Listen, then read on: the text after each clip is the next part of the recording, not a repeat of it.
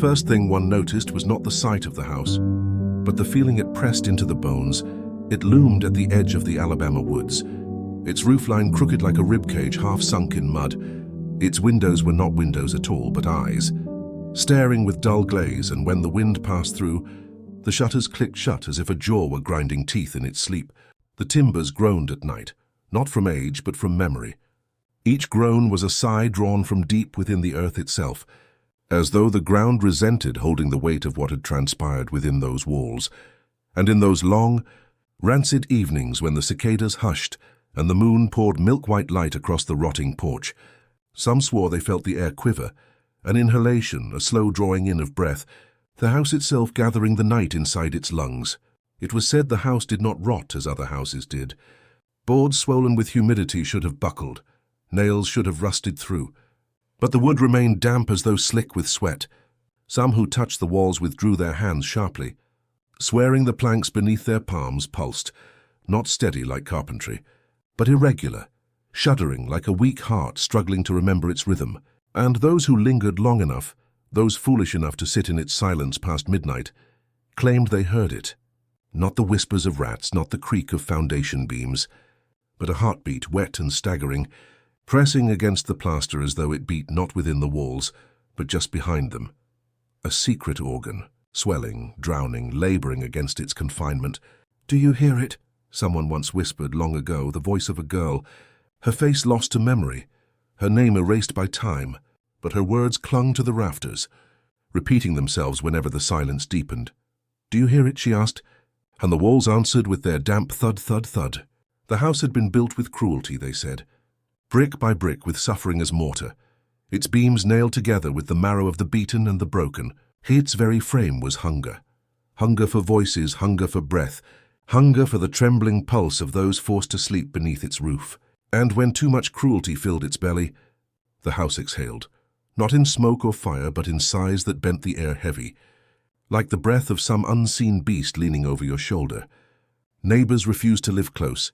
Even in daylight, the house was wrong. Its shadow bent longer than its size, stretching out across the fields like a hand reaching. Children dared one another to place an ear against the wood, and each child returned pale. One boy swore he heard his own name whispered back at him. Though no one was inside, another ran until he vomited, screaming of a tongue dragging across the other side of the wall, tasting his fear. Inside, the air never cleared, candles guttered, their flames bending away from the plaster, as though refusing to illuminate what hid beneath. The stairwell seemed to breathe with every step, exhaling dust into the throats of those who climbed. And at night, those few who had to sleep there claimed they woke to find their own breath stolen, their chests heaving yet no air entering, the walls stealing it first. So they gasped like fish on a riverbank until suddenly the air was given back, but with a laugh, low and wet, curling in the silence after. No one stayed long in the house. Servants fled, masters sickened, children wept in their sleep, until they grew still as corpses. Even animals refused its shelter. Dogs bristled, horses bolted, and once a crow beat itself against a closed window until its skull cracked like fruit, leaving a smear of black across the glass that never faded.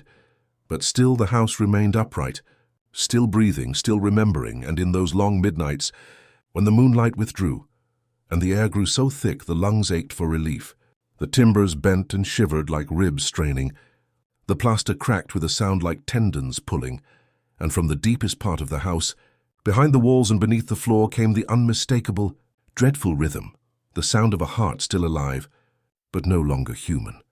A traveler once pressed his ear to the parlor wall and swore he heard words buried inside the beating, not in English, not in prayer, but in a tongue so old and fevered it rattled his teeth. He staggered back into the hall, whispering, "It knows, it knows. It knows," and before he could explain further, the floorboard beneath him buckled, not as wood splits, but as lips parting, opening wide enough to swallow his scream hole. The house sealed itself again before the others found him. Only his hat remained on the rug, damp and steaming as though it had been dipped in breath, and the heartbeat went on, patient, slow, waiting, every thud against the wall swelling louder, until it seemed to bleed into the very air, into the lungs of all who remained standing. Thud, thud, thud, until they realized the sound was not only in the walls, but had crept into their own chests. Beating from within, the house breathed in, and everything in it shivered. Then silence, the silence that waits before something worse.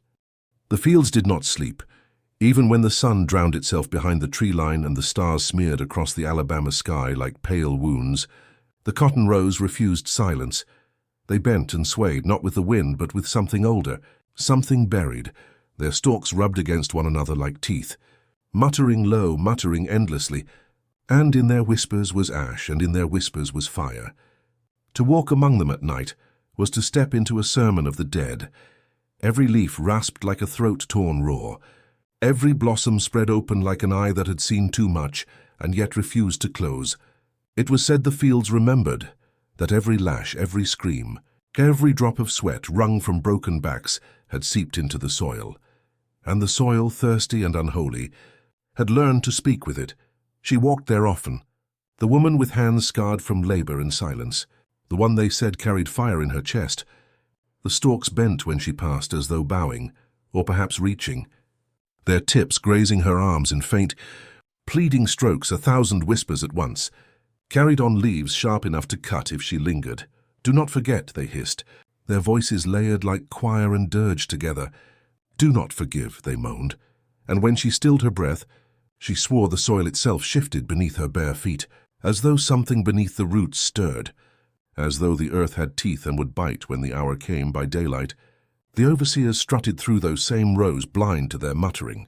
They saw only harvest, white fluff pulled like lamb's wool from thorned branches. They heard no voices in the leaves, but the woman heard them always, day and night alike, even when her hands bled against the bowl, even when sweat poured down her face like baptism in salt. The whispers persisted, curling at the edges of her mind, promises of reckoning, chants of unfinished wrath. One evening, when the cicadas shrieked themselves hoarse and the sky bruised purple, she heard something clearer than before. Not the muttering of leaves, not the groan of stems, but a name, her name, spoken low, deliberate, drawn from the throat of something buried deeper than roots. Her breath faltered, for the field had called her own name, shaped by lips that did not exist. It echoed not through air but through marrow, and though no one stood beside her, she felt a hot exhale brush her ear. The fields wanted her, no, they needed her. Every stalk leaned in, crowding her path, narrowing it, pressing close like ribs forming a cage. She tried to step back, but the rows closed. Cotton brushed her lips as though to silence protest, and in the murmuring chorus rose a single sentence. Finish what was promised. Her hands trembled, for though she had never spoken her hatred aloud, the field knew. Though she had never told the soil of the fire she longed to light, the field had listened to her heartbeat when she worked. It had memorized the rhythm of her rage, and now it sang it back to her. Burn, whispered one stalk. Break, hissed another. Blood for blood, crooned the blossoms, swaying like pale faces in the dark, and she, trembling, gasping, half dreaming, pressed her palm into the dirt. The ground pulsed warm, slick as flesh, and she felt it. The earth was alive. Alive with centuries of broken prayers, ground down into whispers. Alive with the taste of cruelty, and beneath it all, waiting like a heartbeat beneath floorboards, something vast and patient. The next morning, she told no one of what she had heard. Her lips were sealed like stone, but her eyes lingered on the fields as though they were a congregation. Her every step among them grew slower, deliberate, and the cotton bent closer, more insistent. It brushed her wrists, her throat, every stalk urging, every whisper pressing. The overseer cursed her once, raised his hand, but before his strike fell, the wind tore across the field so violently the cotton bent sideways. A roar like hundreds of voices shouting at once filled the rows. The man staggered, paling. He spat on the ground and muttered of storms. But she knew the field had risen to her defense, and the overseer's hand never touched her again. At night she dreamed of it, dreamed of the rows stretching on forever, longer than miles, deeper than time, each stalk a voice, each blossom a wound, and in the center, a furnace unwaiting, patient, eager. Its glow seared her dream flesh. Its heat licked her bones, and when she woke, sweat pooled beneath her like water. The smell of smoke clung to her hair. Though no fire had been lit, the whispers grew stronger as the days passed, more impatient. Soon, they breathed. Soon. Every stalk seemed to lean toward her when she passed, like mourners bending over a coffin, like supplicants awaiting a preacher, like executioners awaiting the signal. And one night, as the moon burned white and swollen above, she stood at the edge of the cotton rows and whispered back, her voice cracked, her words brittle with terror and hunger. "What must I do?" The field shuddered, every stalk bending, bowing, rasping against the next, until the air became a single hiss. The ground beneath her feet thrummed with a pulse she knew too well, and rising above the thousand voices came one clear command. "Give him to us." The cotton blossoms swayed in unison, their pale tufts shining like teeth in the moonlight, and as the wind tore through, they whispered again, "We will drink what he has stolen." Her throat burned dry. Her hands shook, and yet she nodded. The fields exhaled as though satisfied, their whispers easing into a low hum, a lullaby for vengeance. And she turned toward the house that waited, the house that breathed behind her. The cotton rows rustled in the dark, not with the wind but with laughter, and lo, wet and hungry, she walked the halls in candlelight, her pale gown dragging like a funeral veil along warped floorboards, her lips curled into a smile that never shifted, never softened, for she no longer needed eyes to see. The threads that bound her eyelids shut gleamed in the flame's flicker, black and taut, each stitch pulled so tight the skin puckered and bled in thin, unending tears. No one ever confessed who stitched them, not the servants who whispered prayers behind closed doors, not the overseers who hid their shaking hands with whips still dripping, not the physician who vanished after one long night in the parlor. But the household knew why. They always knew why. The mistress had once been a woman of sharp sight, her gaze cut deeper than any blade. She saw the trembling of hands before punishment. She saw the flinch of shoulders when names were called, and she drank from such fear as from wine. They said she took pleasure in memorizing every face contorted in pain. Her eyes were catalogues of torment, and when she closed them at night, she relived each expression with something close to ecstasy. But sight is a dangerous gift when turned against itself. There were whispers, of shadows moving where no lamps burned, of pale figures seen in the corners of her vision, of her own mirror turning against her, showing not her reflection but her victims. One by one they pressed their gazes back upon her, and she began to scream at night, screams that carried through the timbers of the house like splintering glass, until her husband locked her in her chambers, and even then, her shrieks dripped down the staircase like blood from a ceiling. One morning she emerged silent, her eyes closed, lips fixed in that cruel smile. Threads bit through her flesh, sealing away the windows to her soul. Who had sewn them? The husband never said, the servants avoided the question.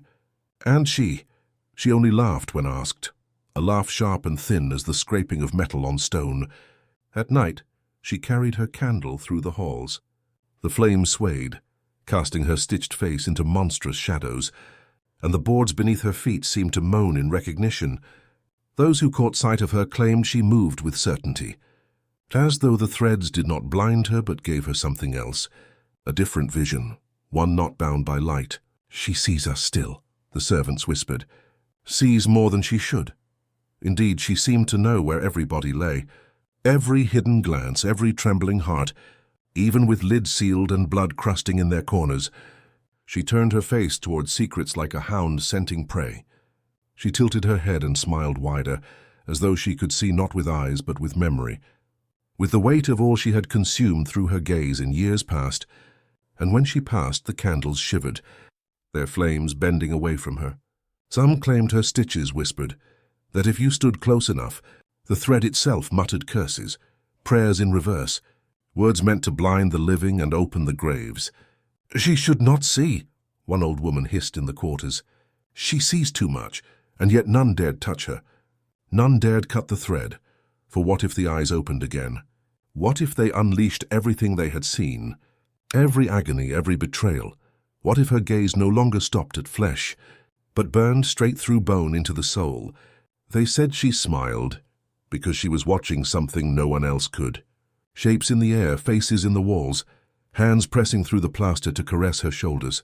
And she tilted her head, leaning toward them, listening to their whispers with stitched lids quivering, as though something beneath them still tried to open.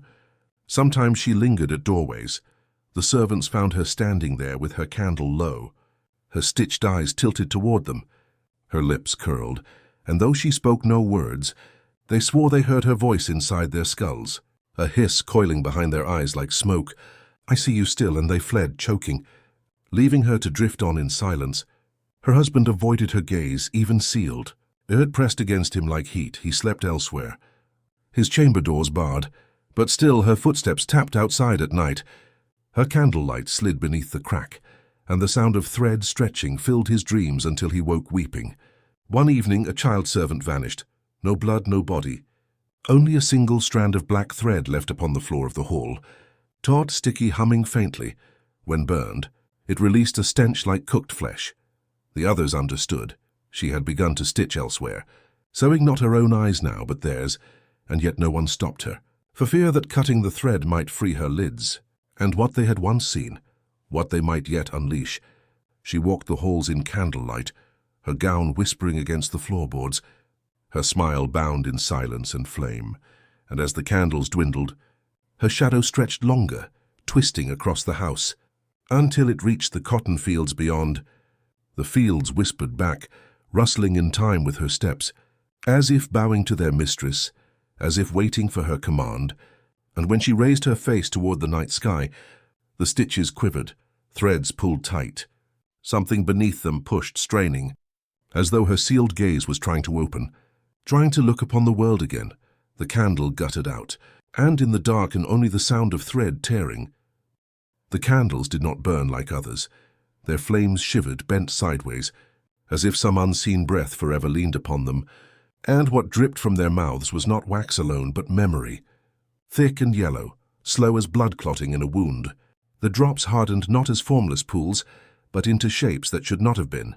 Mouths gaping, eyes hollow, faces leaning upward as though suffocating beneath glass.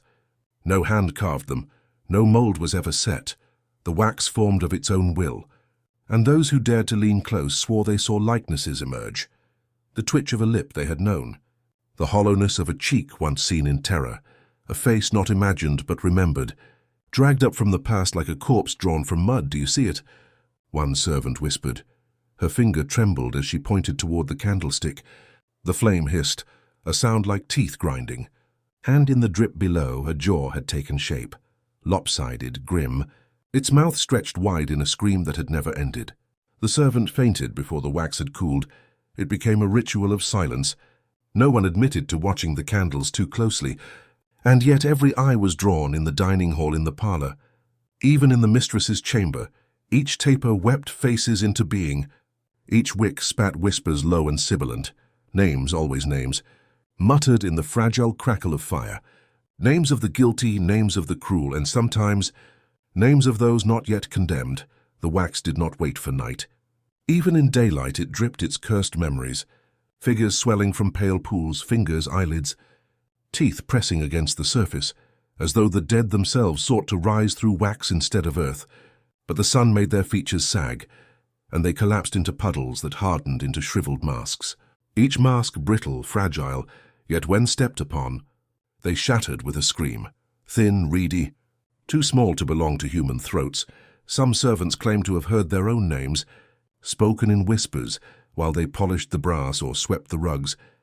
The sound slithered from the candle flames themselves, their own reflections bent across the waxen surface but distorted, bruised, as if the candle remembered not what they were, but what they had done. One woman swore she saw her dead son's face in a stub of wax. His eyes wide, teeth gnawed to nubs. She pressed her lips to him and the wax blistered her skin. Her scream carried down the hall, but when others came, the face was gone. Only melted ruin remained, still steaming as though from flesh. The mistress, with her sewn eyes, lingered longest before the flames. Her stitched lids twitched as the candles bled. Her smile widened until her teeth gleamed like bone in the glow. Some whispered the wax figures bowed toward her, recognizing her as one of their own. And when she tilted her head, the candles hissed louder. Names spilling faster, a litany of guilt, a hymn for vengeance not yet finished, in the dead of night, when the halls were black but for those trembling lights. The wax faces began to whisper together, a chorus of sighs, a rustling as if of 100 mouths just beyond hearing, and if one dared stay still, dared silence their own breath. The words resolved into speech, frail, broken, but unmistakable. "He will choke," they muttered. "He will drown. We will drink him through flame." The woman, the one who walked the cotton rows and listened to their whispers, heard it too. Her heart thundered as she leaned close. The wax faces seemed to strain toward her, mouths opening, dripping, splitting as though eager to speak directly into her ear. And when she listened, they gave her not just names, but instructions, a ritual old as hunger, a promise written in melted flesh. Still the wax melted, still the faces wept, and each day they grew clearer, more desperate, until they no longer whispered only in empty rooms, but in the chambers of sleep, dreams slick with dripping mouths, shadows breathing into her chest, threads of wax winding around her ribs until she woke gasping. The candles never burned out, no matter how long they were left. Their wicks renewed themselves, their wax eternal, for they fed on memory, not tallow. And memory in that house was endless, each sin a reservoir, each cruelty a flood, enough to keep the flames alive forever. One evening, when thunder rolled without rain and the house shook with its own heartbeat, a guest, some cousin or merchant name forgotten, mocked the superstition. He spat into the flame, called it trickery, but the wax below rose suddenly, hardening into his likeness, mouth contorted, tongue swollen. The figure toppled and shattered, and before the echo faded, the man's body collapsed in the same posture, eyes rolled white, throat swollen, as though his likeness had cursed his living flesh. No one spoke of it after, but the servants began to cover mirrors and windows, for the wax did not need light to shape its faces. Sometimes the puddles hardened into features they dared not recognize, and sometimes in the dim the figures moved, not melting, not dripping, but crawling toward the edge of the table, lips twitching with words too faint to catch, waiting to fall into the hands of whoever lingered close enough to hear. By morning the candles had melted into nothing, but their puddles remained, little white corpses with mouths frozen mid-scream, scattered across the parlor floor, their jaws open, teeth of wax biting the air, and in the silence that followed, the smell of smoke, of wax, of flesh, and a single figure still clinging to its shape, not collapsed, not shattered, a head, its lips opening and closing as if struggling for air, its hollow eyes fixed on the woman who stood before it. It whispered her name, not as warning, but as invitation, and the wax around it trembled, already rising into new shapes, already preparing faces yet unseen, faces that would be hers. The silence struck first, heavier than thunder, thicker than rain, a silence that was not absence of sound, but the presence of something vast and waiting. The storm tore at the land with teeth of lightning and claws of wind, yet the church bell, iron throat of the town, voice of warning, voice of prayer, remained still, its rope hanging slack, its tongue resting as though cradled in a dead mouth. Men cursed and crossed themselves. Women pressed hands to their children's heads, and all eyes turned toward the steeple that loomed blacker than the storm, its silhouette a crooked finger against the torn sky inside the church. The air was colder than outside, though no door had opened, no window shattered. The pews trembled under the weight of whispers, voices that did not belong to those present. Some swore they heard the muttering of slaves long buried. Others claimed it was the broken songs of angels cast down. No storm had ever silenced the bell before, not even when fire licked the cotton fields or when fever swept through the shacks in summer heat. The bell always tolled, as though announcing God's watchful eye over the land. Yet now it was mute, its silence more terrifying than any scream. A girl stood in the threshold, her dress plastered to her skin with rain, her hair clinging in black ropes across her face. Her eyes were wide, staring not at the altar nor the cross, but at the rafters high above where the bell's shadow lurked unseen. "Why don't it speak?" whispered the deacon, his lips trembling, his fingers tight on the Bible as if it could bite him back. And from the girl's throat came an answer that was not hers, a voice low and wet, as though dragged from a drowned body. "Because he don't hear you anymore." The candles flickered and bent low, as though bowing before an unseen procession passing through the aisle. The girl's mouth closed, but the voice did not, filling the church with its cadence, each word sharp as nails on coffin wood. "You beat them. You starved them. You burned their children. And you dared to kneel here as if he would bless your hands." Lightning split the windows into 100 jagged shards of firelight, and for an instant the bell was visible through the high beams. But it was not unmoved. It was swaying gently. Though no rope pulled it, no wind reached it. Swaying as though 100 unseen hands tugged at its iron weight, coaxing, urging, begging it to cry out. A scream erupted from the pews, though none could say whose it was, for in that moment every throat seemed to ache with it, for when the lightning faded, they saw carved across the bell's bronze flank faces, not hammered by smith, not etched by tool, but pressed, burned, branded into the metal itself, eyes wide, mouths agape, as if screaming in eternal silence. Faces that looked too familiar to deny, masters, overseers, kin. The storm roared, thunder struck. But still the bell gave no voice, and the congregation began to weep. The deacon staggered forward, raising the Bible, shouting half-prayers, half-curses, but the words melted on his tongue. For as he approached the altar, the girl moved, her body twisted, her head jerking back in unnatural convulsions, and from her mouth poured not words, but the sound of a bell tolling deep and broken, each note warped as if dragged through mud. The church shuddered, rafters groaning, the iron weight above them straining against beams that should have held, and still the true bell gave nothing. Its silence a verdict, its muteness a grave. Then the girl fell still, collapsed upon the wet floorboards, eyes glassy, lips cracked into a faint smile. The storm began to ease, rain slowing, thunder retreating, but when the people dared glance again at the bell, they saw its bronze blackened as if licked by fire, and the carved faces now closed-eyed. As though satisfied, the congregation fled into the night, clutching children and hymnals. The church abandoned to the silence it had chosen.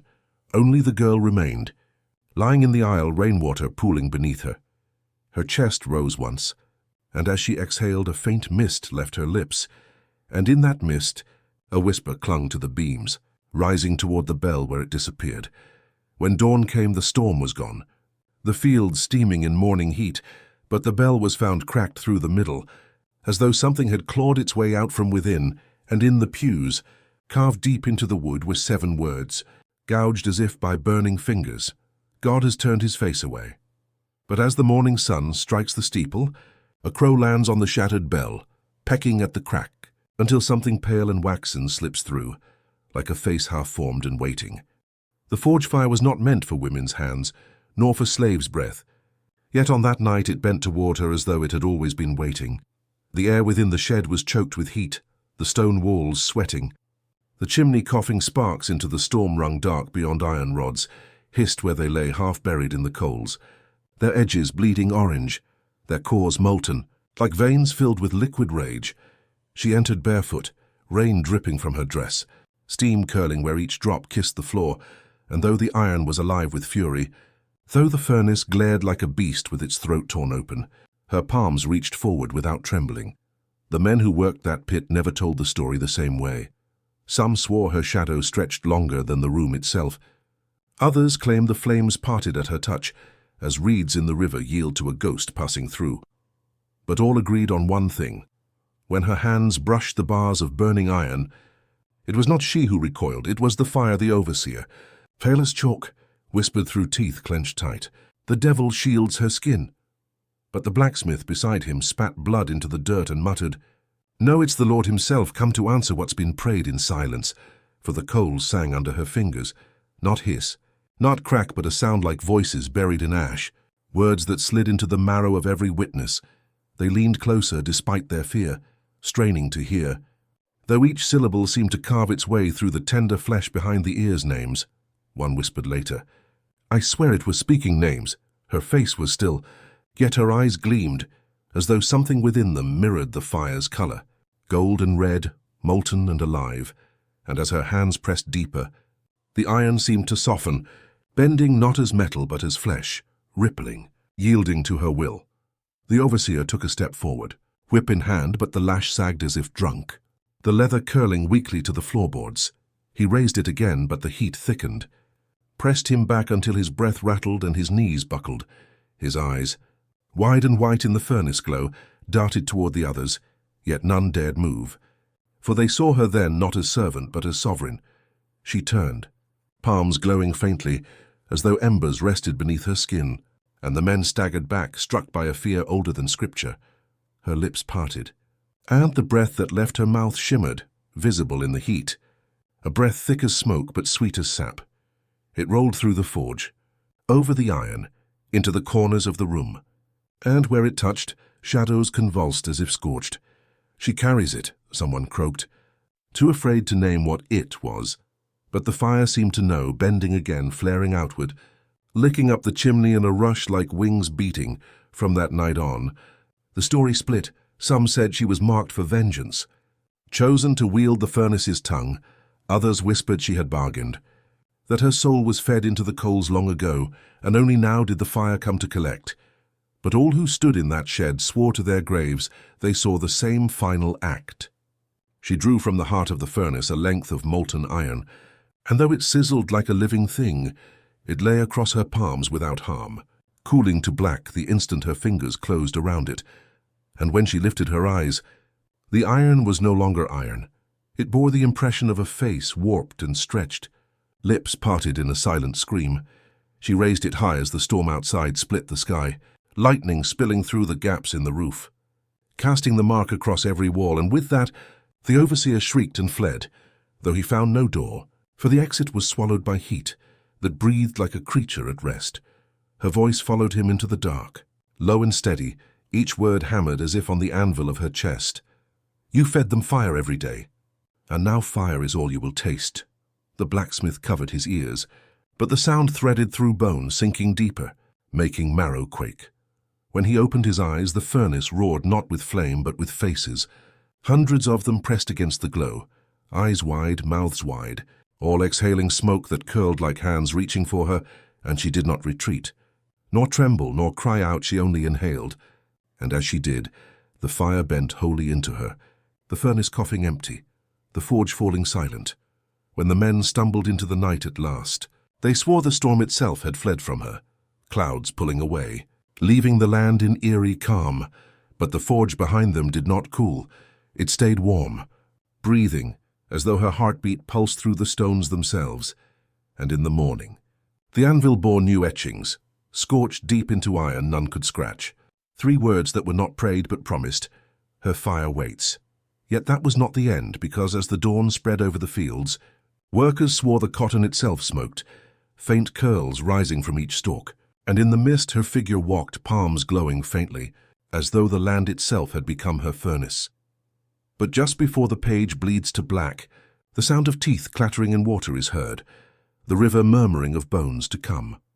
The first cough was small, dry, like a splinter pricking the air, yet in that moment the room tilted, and every shadow seemed to lean forward to listen.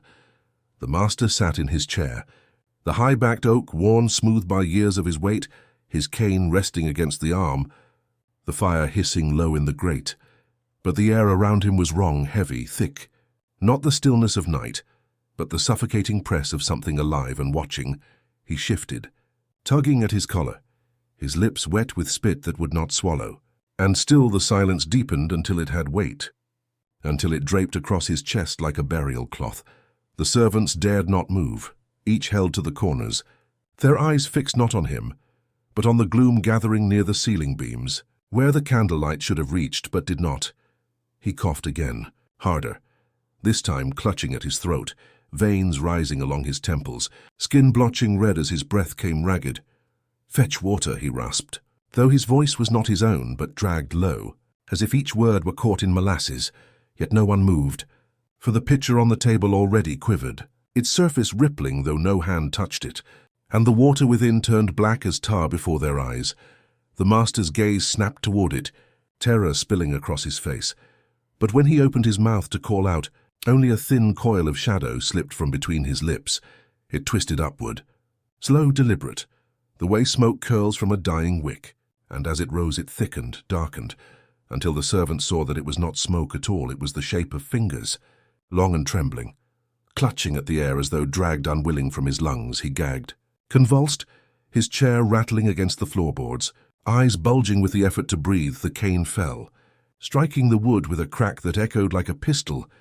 Yet the sound was swallowed at once, devoured by silence so vast it pressed against their eardrums from the hearth. The fire dimmed as if suffocated, the flames folding inward, shrinking, until only embers remained, and in that dim the shadows lengthened, spilling across the walls like spilled ink. They did not flicker with the movement of light, but crawled steady, deliberate as if guided by hunger. The master's voice tore from him. Strangled, broken. "Help me, damn you!" But the words were shredded, each syllable collapsing as more coils of black unfurled from his throat, weaving upward into a dense knot above his head. The knot shivered, then split, opening like a mouth without teeth. A wound cut into the air itself. One servant dropped to her knees, whispering a prayer that melted in her mouth. For the language she spoke came out reversed, each word backward, each sound broken into a rasp she did not recognize. Another fled for the door, but the latch twisted itself shut, wood groaning as though nailed from the inside. The master was on his knees now, eyes rolling, tongue thick, the veins of his neck bulging purple. The shadow mouth above him widened, and from its hollow depths came a sound none wished to name. It was not scream, nor breath, nor whisper, but all three pressed together, a sound like the echo of a coffin nail driven deep. The wax was ready then, waiting on the mantel in its simple brass holder. The flame guttering low, it dripped, steady, slow, each bead of wax sliding into the dish below. Yet as the master's choking grew more violent, the drips changed, each one falling in the shape of small, distorted faces, mouths open, eyes void. No hand touched the candlestick, yet it tipped, falling in a slow arc, the wax sliding not to the floor but directly toward him. Across the boards, as if drawn to his convulsions, the servants shrieked, pressed back into corners, for they saw in that moment that the wax did not melt by chance, but by design. It rose strand by strand, climbing his throat, coating his lips, slipping past his teeth with the steadiness of oil. He gagged, choked, eyes bulging wider, but the wax slid deeper, as though it had waited for this moment, as though the shadows themselves had beckoned it inside, when at last he fell to the floor, twitching, heels drumming against the wood. The silence was broken not by breath but by a slow, deep exhale that did not come from him. The shadow mouth above him closed, folding in upon itself until it was gone, and the room seemed to sigh. As though satisfied, the master lay still, his mouth frozen in a half-open gape, and when they dared approach, the servants saw his throat sealed, not with blood nor bruises, but with wax hardened into the shape of a face, his own face, screaming back at them. The room was silent again, the air lighter, but none dared speak, for from the hearth the embers glowed once more, and in that glow faint shapes writhed, small, countless, like worms, each carrying the echo of a voice not yet silenced. But as the night deepens, a distant sound rises through the floorboards, muffled yet clear, the toll of a bell that no longer hangs in its steeple, calling them all to witness the next horror. The screams had not faded. They had been cut short, severed mid-breath, as if a blade had passed not through flesh, but through sound itself. The house trembled after, the windows rattling, the timbers groaning, yet no cry rose again, no echo lingered. Instead there came a silence so thick it seemed poured into the rooms like tar, sealing cracks, choking air, crushing even the courage to whisper. Those who stood within the halls, servants pressed against plaster, children curled beneath tables, even the mistress with her sewn eyes, felt it descend, heavy, deliberate, alive. It was not silence as men know it. The pause between words, the hush of night, it was a presence, immense, coiled, breathing without breath, pressing upon them all with the weight of an unseen palm. Ears rang beneath it, skulls ached as though squeezed, and in that smothering quiet each heartbeat sounded treacherous, each breath a crime no one dared to move, for every rustle, every scrape of cloth against floor seemed an offense that might invite the silence deeper into their marrow. The overseer, his lips split with fear, hissed through clenched teeth, "What? What is it?" But his words fell flat, swallowed whole. Not even reaching his own ears, he clapped his hands to his head. Certain he had gone deaf, yet when he opened his mouth to cry out again, no sound escaped at all, only a dry gasp that rattled like an empty bell. The silence had stolen his voice, one by one. The others tried, desperate to break it, humming, praying, weeping, but every attempt withered, their mouths shaping words their ears could not betray, their throats convulsed with effort, their chests shook, yet the air accepted nothing, gave back nothing, only thickened, darkened, deepened. The mistress swayed in her chair, her sewn eyelids trembling as though her sightless sockets could see what the others could not. Her lips parted, and for a moment it seemed she too might fall victim to that thieving hush.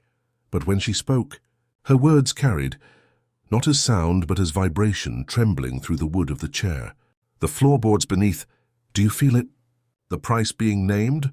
Her voice quivered through their bones rather than their ears, each syllable grinding like a pestle against the fragile shell of their bodies. And in the silence, the others felt it too, that something moved beyond the walls, pacing the cotton rows crouched in the rafters, pressing its face against the glass without ever revealing itself. The cries that had ended had not been theirs, they belonged to others. Voices dragged into that black maw where sound itself was devoured, and now that hunger lingered, the youngest boy, no more than 7, pointed a shaking hand toward the hearth. The fire was gone, though no one had seen it die. The ashes smouldered faintly, and from them rose a pale vapor, not smoke but breath, curling against the ceiling beams where it clung like mold faces bloomed in that vapor. Faint, fleeting, each mouth open wide in a scream they could not hear. Their agony caught in endless reenactment. The servants trembled, clutching one another, lips opening in prayers that fell dead in their throats. They could see the words forming, could feel the strain of muscle and sinew, but the silence permitted no sound, only the pantomime of despair. One woman clawed at her ears until blood ran down her neck, desperate to let in some proof that she had not been struck deaf, desperate for even the smallest whimper to escape. But the silence pressed harder, thick as hands over every mouth, every ear. Every memory of sound. It was then the master's body stirred. Though wax had sealed his throat in the previous chamber, he sat up slowly, his head lolling, his mouth gaping wide, the wax splitting with cracks that ran like rivers. No breath issued forth, no groan, yet his chest rose and fell as though he carried within him not lungs but a hollow cavity in which silence itself was kept. The servants recoiled, some collapsing against the walls, others burying their faces into cloth, unable to endure the sight, for his movements were not his own. He moved in stutters, jerks, each limb pulled by unseen strings, as though the silence had clothed itself in his flesh to mock the living. His hand reached out, trembling, toward the nearest figure, a girl with eyes wild and lips pale from swallowed screams. When his fingers grazed her cheek, the silence surged, slamming into her skull with such force that her body convulsed. Her knees buckled, and she fell without breath, without cry.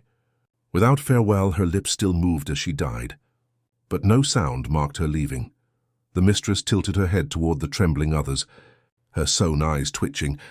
"It takes the loudest first," she whispered through the boards, her words dragging like chains in their marrow, "and then it takes the ones who cannot hold their tongues. In the end, it comes for the rest." The master's body lurched again, his mouth opening wider, so wide the jaw cracked with the sound of splintering bone, though even that did not echo.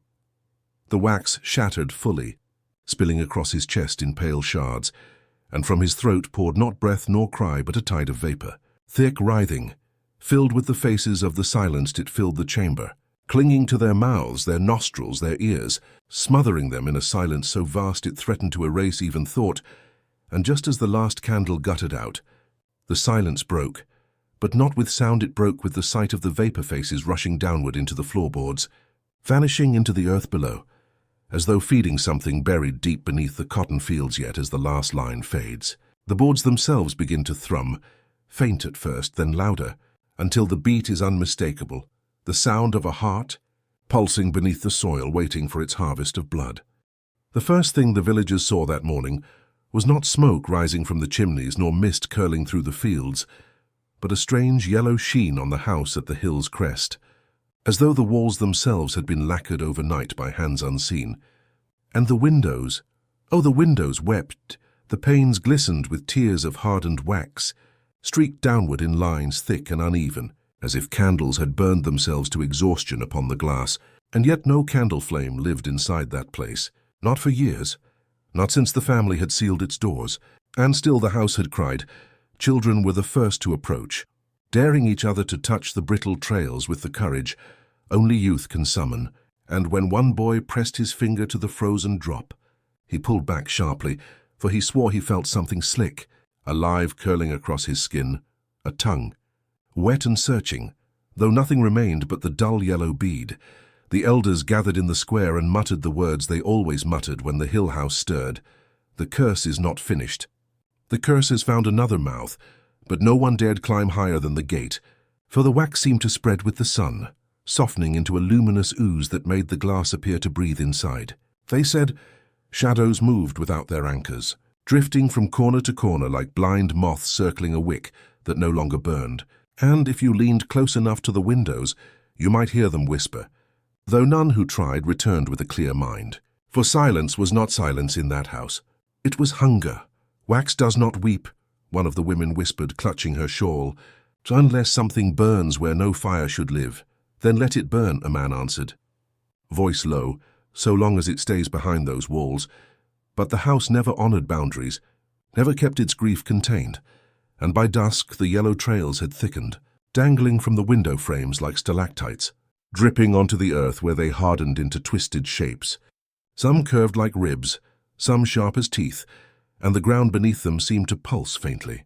As though remembering breath, a drunkard stumbled too near and snapped one of the yellow icicles off its root, and he laughed, shaking it like a prize until the wax crumbled in his palm into ash that stuck wetly to his skin.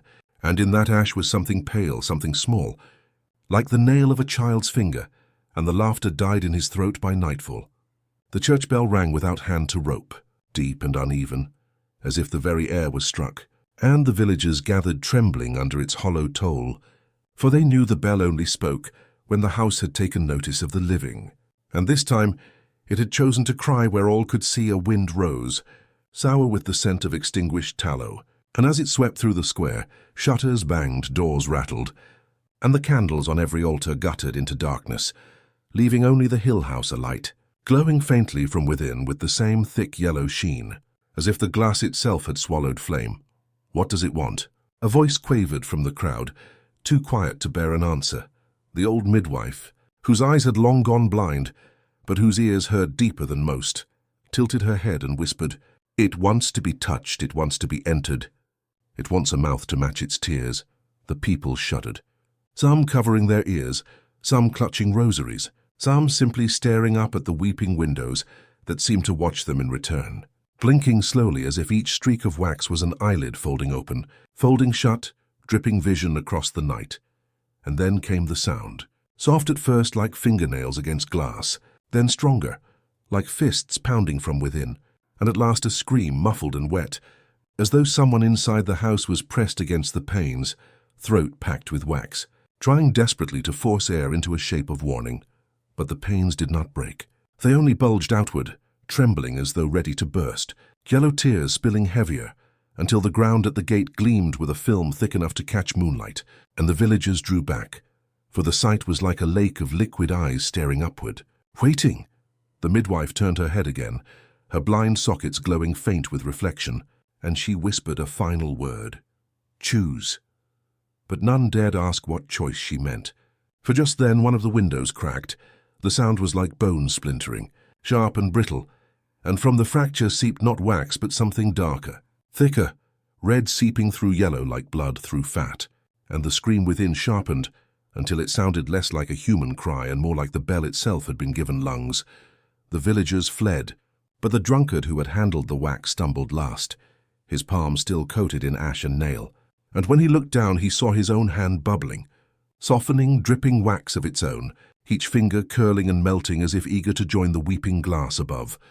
The last thing the others saw before they turned from the hill was his figure staggering against the gate, handless, faceless, his features sagging into yellow rivulets that streamed into the soil, and behind him the windows blinked again, wet and wide, like an infant learning to open its eyes, and then the night grew still but not silent, for silence itself seemed to breathe, heavy, damp, expectant, as though the house was no longer weeping but waiting, waiting for the next morning, when its tears would harden once more, and someone else would be foolish enough to touch them.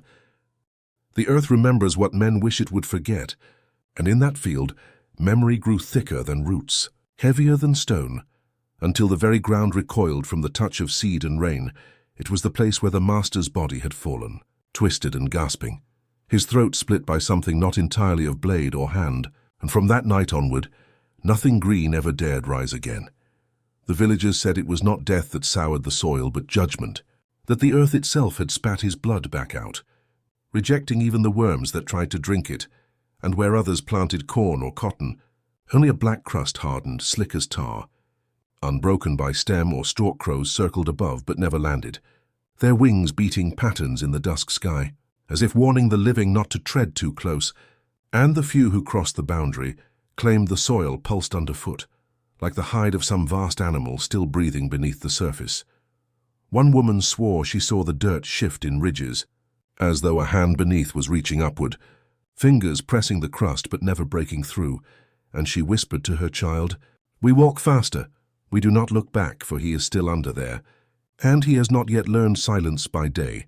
The field lay still, a flat expanse of dark glass under the sun, reflecting heat like a mirror that burned without flame. But by night the ground exhaled mist, curling low and thick, reeking faintly of iron and smoke, and dogs howled until their voices broke, as if their throats too had swallowed shadow. Some tried to bless the place, bringing holy water, prayers and psalms, but the droplets hissed when they struck the soil, vanishing instantly, and one priest's lips bled mid-verse as though the scripture itself had cut him for daring to speak it there, and he fled with the taste of wax and ash choking his tongue. "Leave it," muttered the elders. "Leave it to its hunger, for no prayer fills a mouth that eats only shadows." And yet the field did not remain silent, for on moonless nights, faint shapes stirred across its surface, darker than the darkness around them, moving without step or sound. And some swore these were not shades of the master alone, but of all who had been worked to bone and ash upon his command. Their anguish still tethered to the soil, he claimed. A whisper spread among the children, carried like a dare. If you pressed your ear to the field, you could hear a heartbeat, slow, steady, deep, as though the land itself was alive, as though it waited for something to grow again. Not from seed, but from what it had swallowed, a boy once tried, pressing his ear to the crust at midnight. And though his friends laughed and dared him louder, he did not rise when they called, for his cheek had stuck to the ground as if melted there, and when they pulled him free, the skin on his face came away, leaving a hollow red patch that smoked faintly in the cold air. After that, no child dared near, and yet the story spread, a hushed warning that the field would take pieces of you if you lingered, that it fed not on roots but on breath, and the longer you stayed, the deeper it drank years past. And still no blade of grass dared rise where the body had fallen, and still the soil blackened and grew brittle, cracking like dried blood beneath the sun, and still the whispers circled. It is not finished, it is not buried. It is only waiting. One autumn, a stranger came, a wanderer with no land of his own, and hearing of the cursed field, he laughed, saying, "There is no soil that will not yield to the right hand." And he drove his plough into the earth before the villagers could stop him. The plough split the crust, groaning like bone, and the oxen reared, eyes rolling white, refusing to move another step. And when the stranger pulled harder, the wood of the plough itself splintered, the iron tip bending upward, as if the ground had clenched it in a jaw of stone. He fell to his knees, hands in the dirt, and the villagers who watched from afar said the soil moved then, rippling outward in circles, black waves spreading under the moonlight, and his arms sank deeper, as though the field itself had opened to swallow him up to the elbow. And his scream cut short as something beneath seized him. The villagers fled before the earth closed, but the next dawn revealed no trace of him, only a new fissure in the soil, wide and jagged, shaped almost like a mouth mid-laugh, teeth of stone jutting upward in cruel angles from then on. No one doubted that the field was not barren but full, overfull, swollen with what it had taken, and that it refused to grow only because it had already fed too deeply, too hungrily, on what had been offered to it in flesh and shadow at night. They swore the fissure widened, and faint yellow light leaked from within, the same waxy hue that had stained the windows of the hill house, as though both curse and soil drank from the same unseen fire, as though the land itself was learning how to breathe flame, and so the villagers stayed away, building their fences higher, their doors stronger, yet none dared close their windows at night, for sometimes when the mist rolled thick and the wind carried whispers like ash, they swore the field was breathing still, and each breath grew heavier, hungrier, closer. The last whisper recorded from that season came from a farmhand who vanished soon after. Leaving only his boots at the field's edge, he had told his master, voice shaking, "I saw something pushing from beneath, not roots, not worms, but knuckles black as tar pressing upward, and I think next time it will not stop." And in the silence that followed his disappearance, the villagers knew the truth. They were not guarding a barren field, but a wound, and wounds do not heal if they are kept fed. They only deepen, they only wait, they only open wider. The first lantern lit was never trusted, for its flame never held still, always twitching like a dying eyelid, always blinking as though something inside longed to be seen. The servants whispered of it in the hush of midnight chores. When the house groaned and the cotton rows hissed with wind, swearing that when they carried the lanterns through the corridors or along the yard, the flames betrayed them, showing faces no living soul had set eyes upon in years at first. The faces were faint, blurred impressions in the sway of light. But with each passing night the features sharpened, cheekbones carved in shadow, lips pale as wax, and eyes that glistened with a wetness no fire should hold, staring, pleading, accusing. "Don't look too long," hissed the cook once to a trembling girl new to the house, "or you'll see someone you know and they'll see you too." It began in the kitchens, where the hearths had long burned low, and where scraps of laughter still haunted the stone despite the silence of years. A scullery boy claimed he saw his mother's face in the flame of a hand lantern, her mouth opening wider and wider, no sound escaping, as though the fire itself was swallowing her voice, and he dropped the lantern screaming. Though the glass never shattered and the flame did not die, the mistress with sewn eyes, though sightless, was said to smile when these tales spread, as if she alone understood the bargain the lanterns carried, as if the threads that bound her eyelids had stitched her vision inward. Where she could watch what no others dared outside, the fields bore witness too. For when the overseer patrolled with his iron lantern swaying, the flicker showed the same faces, men, women, children, bending and breaking with phantom labor, their backs crooked against the glow. Each glance at the flame a roll call of the damned. He cursed and swung his whip through the air as though it might scatter the shapes. But the flame only hissed in reply, blooming taller, redder, until his hand blistered from the handle, and he threw it into the dirt. Yet still the fire clung to the lantern, crawling up the handle as if it sought flesh to claim by the well. Another swore that the flame within his lantern showed not a face but a procession, lined ranks of pale mouths whispering in unison, lips cracked and bleeding as they mouthed a word too muffled to hear. And when he leaned closer to catch it, the light dimmed to a smoulder, and something wet dripped from the glass, striking his boots like spit. The elder slaves said it was no trick of eye or smoke, but the house itself feeding memory into the fire, burning the faces of all who had died here into the flame, branding them as eternal sentinels, neither freed by death nor soothed by prayer. Lanterns are chains, they muttered, and light is a leash. You carry them not to see your way, but so the dead may follow on storm nights.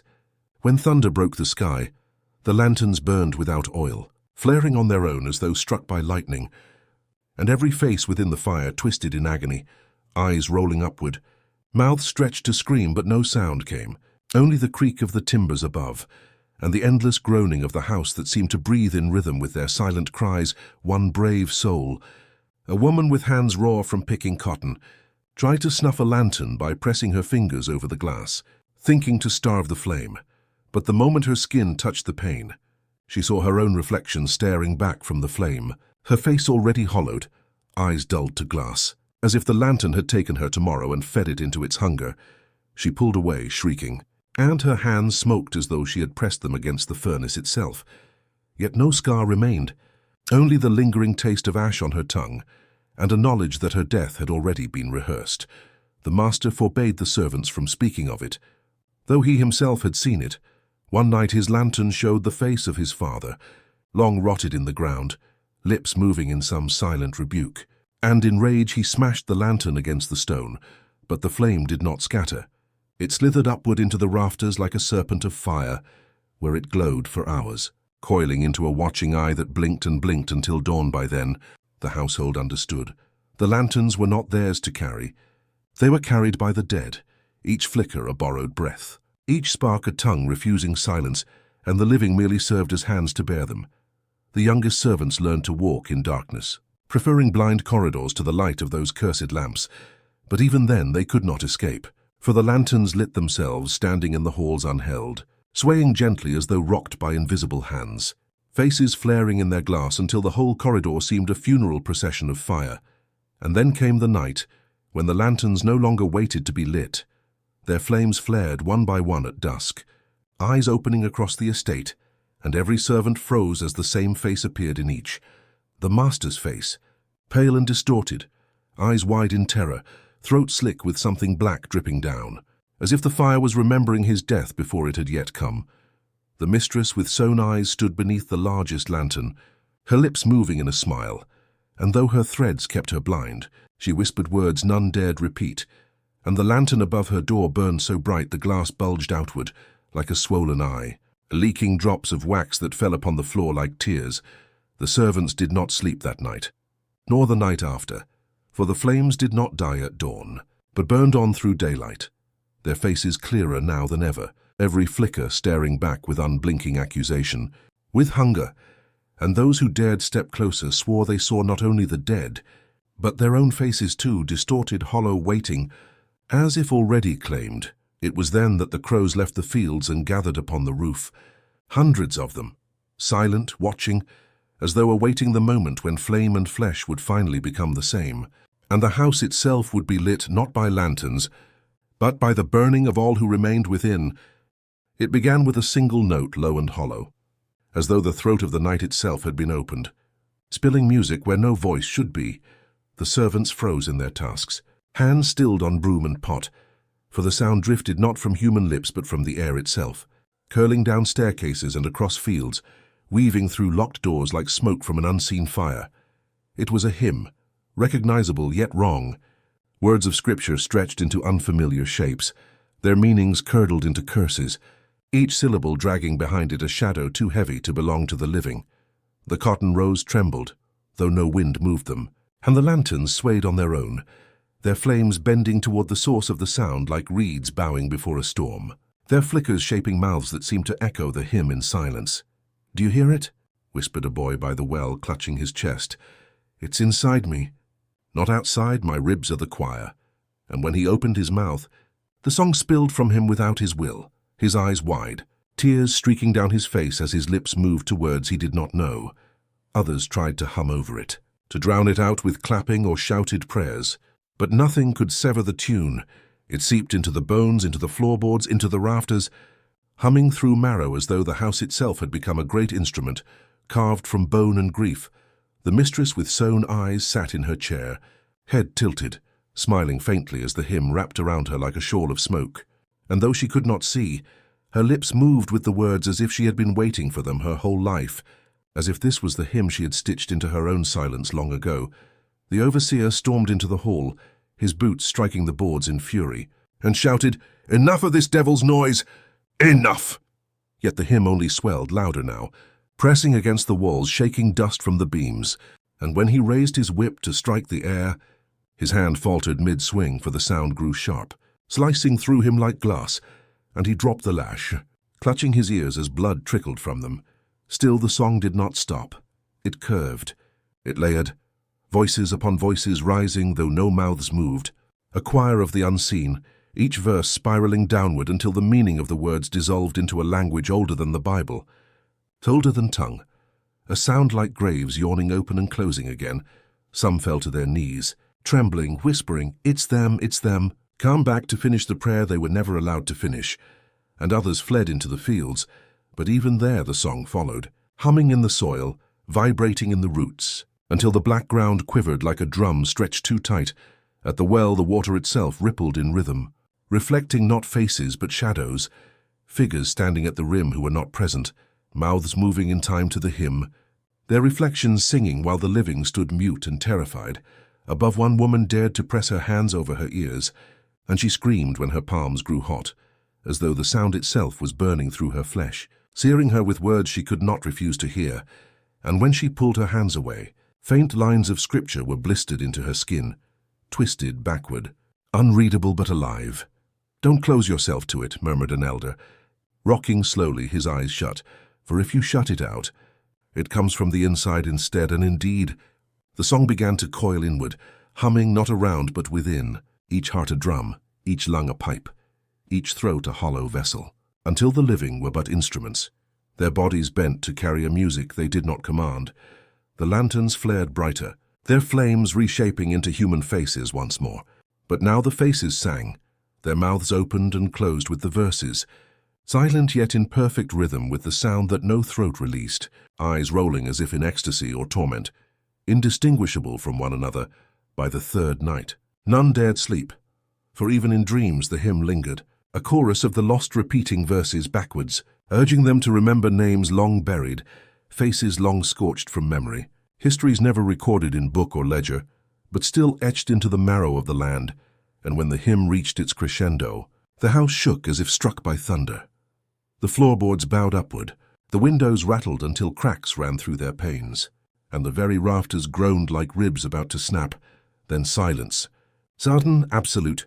The servants gasped for air, clutching their throats as if strangled, tears streaking their faces, the echoes of the cursed hymn still clawing at their skulls. But in that silence, a new horror bloomed. Each heard their own name whispered, faintly, intimately, as though spoken from within the lantern nearest them, the flames forming their likenesses, lips shaping their names with uncanny precision. The song had ended, but it had not gone. It had chosen its singers. It had planted itself where lungs and voices would not resist, and now each knew they carried the chorus that the hymn was not finished, that it would rise again, fuller, louder, more merciless, and as they stood trembling one by one, the lantern flames began to bend and lengthen, casting shadows not upon the floor but upward, climbing the walls in the shape of figures, hundreds of them faceless, eyeless mouths stretched impossibly wide, waiting for the next verse to begin. The hearth was long extinguished, yet the air reeked of melted tallow, as if the walls themselves had been dipped in fire and left to drip eternally. On the stone table where the ritual had ended, the wax still lay molten and writhing, though no flame kissed it, no heat embraced it, no earthly logic dared explain it. Those who approached swore it breathed, little gasps and sighs escaping with each ripple, as though it were not wax at all, but some buried thing clawing against its own suffocation. The overseer's widow was the first to see it linger, for she came in secrecy, dragging her black skirts through dust that clung to her like sins refusing absolution. She knelt by the basin where the wax had pooled, whispering a prayer, though the syllables came cracked and broken, a prayer not to God but to whatever force still stirred in that shimmering mire. "Cool, I beg you," she murmured, pressing trembling fingers to her rosary. "Cool, so the ground may forget." The molten pool only answered with a hiss, a bubble rising and bursting like a blister on diseased flesh, spattering a drop that struck her cheek. Her scream carried down the empty corridor, for the wax did not burn as fire burns, it froze, ice sharp, as though winter itself had bitten into her face, and when she touched her cheek, she found the flesh there stiff, her own skin hardened to candle shell. At night the slaves whispered of it, though none dared too near. They said the wax bore voices, each bubble a syllable, each ripple a phrase, and that if one leaned close enough, one would hear the master's gagging breath. The last choke of molten death, played again and again. Some claimed the wax was not content to replay. It was reaching, yearning, whispering bargains in tongues older than Scripture. One man swore he saw his mother's face in it, though she had died 10 years before in the fields. Her eyes opened in the wax, white and rolling, her mouth shaping his name, her cry swallowed by another boil that split her face apart before his very sight. He fled into the night, but his footsteps left behind dark imprints as though the wax had followed, oozing under his soles like shadow blood that clung to his heels. The mistress of the house, sleepless and ragged, demanded the pool be thrown out. "Bury it," she commanded, "deep in the soil, where the sun cannot see." Men carried it with shovels, yet even as they worked, the wax slopped and slithered, heavy yet restless, like some creature cradled against its will. They dug deep into the blackened field, the same place where nothing grew, and they poured it into the pit, smothering it with dirt. But the ground shuddered when it touched, a groan echoing through the roots, and the earth spat half of it back like a body rejecting poison. By dawn the wax had returned to the hearth, though no hand had placed it there. It glistened in the pale morning light, pulsing faintly as though veins ran through it, and the servants found small candle wicks rising from its surface, each wick aflame without kindling, each flame carrying the shadow of a human face, flickering, writhing, remembering. The mistress fell to her knees, clutching her head. "They will not cool, they will not rest. Their heat is not of fire but of vengeance," she wailed, her words drowned by a sudden crack. One wick split, and from its flame dripped a drop of wax that hissed like boiling blood as it struck the floorboards. The night grew heavy after that. The lanterns in the halls dimmed whenever one passed near the hearth. As though the molten pool devoured light itself, even the air thickened, oppressive, carrying a taste of candle smoke and copper upon every breath. Those who still dared to whisper said the wax was not simply wax. It was the master's throat, unending, unhealed, still gagging, still choking, never granted death. And every bubble that rose was another attempt to scream. Every hiss was another vow. Every flicker a promise that no wall, no prayer, no burial could silence what was begun. By the final hour of the chapter, the wax began to rise on its own. Slow at first, a mound shifting, growing, faces appearing and vanishing in its sheen, mouths opening, eyes rolling white, their forms stretching upwards as if the dead sought to claw free. And then came the sound, not fire, not breath, but the thick, wet pulse of a heart refusing to stop beating. The servants fled, some swearing they saw the mistress's own face among the rising shapes, her lips opening as if to speak. But when the room was left empty, the wax continued to rise, filling the hearth, dripping to the floor, inch by inch, crawling outward, toward the door, toward the house. It would not cool, it would never cool. And in its rising heatless glow, shadows began to stir that had never belonged to the living. The ruins did not rest, even when the roof had caved and the walls had crumbled into heaps of stone and rotted timber, even when vines had claimed the chimneys and owls nested in the rafters. There lingered a pulse within the silence, slow, thick, a rhythm like a wound that refused to close. Travelers who passed the broken gates told of it, though their voices fell to whispers, as if the telling alone might draw the house's attention. They spoke of a sound carried on the stillness, not the wind, not the rustle of leaves, but a slow dripping like molten wax, like seared fat sliding from bone, and beneath the dripping, something worse, a mouth forever gasping, forever choking on the molten death that had ended one man's reign, a mouth still struggling to breathe, though no body remained to feed it air. The first to hear it after the ruin was a tinker from Georgia, a man who swore he cared for nothing of ghosts. But when he camped beneath the skeletal trees, he awoke in darkness, his fire long gone cold. And from the blackened chimney above him came the sound. Drop, drop, drop, each one striking his nerves like hammer blows. He leaned closer to the ruin, curiosity trembling through him like fever. And there it was, an exhale wet and ragged like lungs boiled alive, followed by a voice too low to be clear, yet too human to be mistaken. The tinker fled at dawn, leaving his wares, his pack, his very shoes in the dust. He would not speak of it again except to mutter, "The mouth drips still, and it is not mine to silence." Children from the nearby settlement began a game. They would dare one another to press their ears against the stone foundations. Some swore they felt warmth in the rock, as though the ruin itself still breathed. Others came back pale, saying they heard teeth grinding in the depths, a jaw chewing nothing but smoke. One girl never returned at all. Her bonnet was found tangled in the briars, her name whispered in the ruin as though the dripping mouth had swallowed it whole. Years bled into years, yet the mouth did not fade. The soil remained sour, grass curling into brittle threads, seeds rotting in the furrows without ever daring to sprout. Horses balked at passing, cattle lowed in terror, dogs whimpered and tucked their tails when dragged near. It was said that rain avoided the ruin. Clouds gathered, thunder rolled, but the drops fell in a circle around the house, leaving the stones dry. For the ruin already dripped with its own rain, a molten rain of memory, a rain born not of heaven, but of flesh. One preacher, drawn by the whispers, declared he would banish the voice. He carried a great wooden cross thick as a beam, and a Bible worn thin by his own sweat. He stood before the ruin and bellowed prayers until his throat cracked. The dripping did not cease.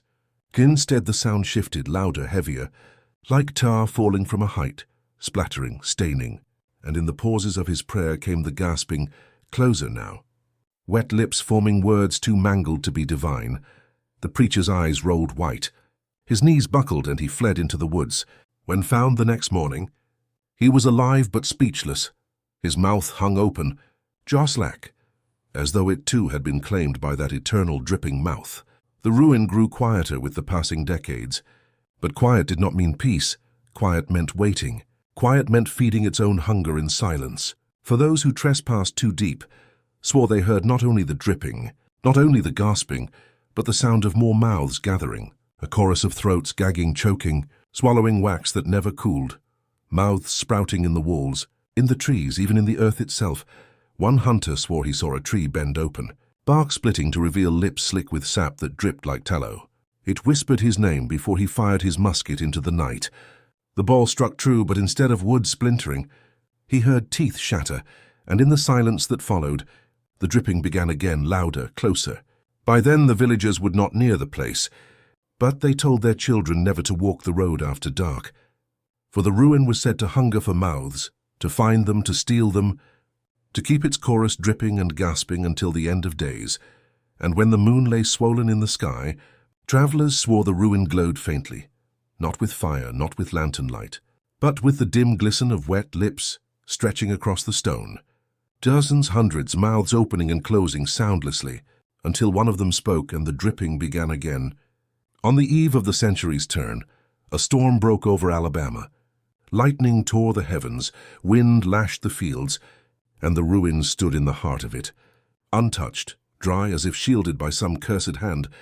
Yet from its broken windows, from its caved roof, from every crack in its bones, the sound came forth, spilling across the valley, drip, drip, drip, a gasping mouth that had never died, joined now by others, smaller but endless, a grotesque litany of hunger, breathless and eternal, and those who heard it swore it was not just sound.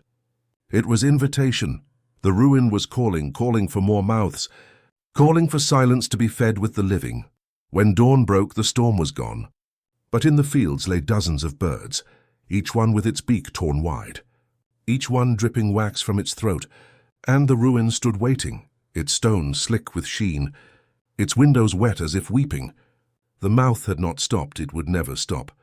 And as night crept back over the land, the dripping began again, slow, patient, unending, and in the pause between drops, something new stirred, a chorus rising, a new hymn, a sound that bled into the next cursed night.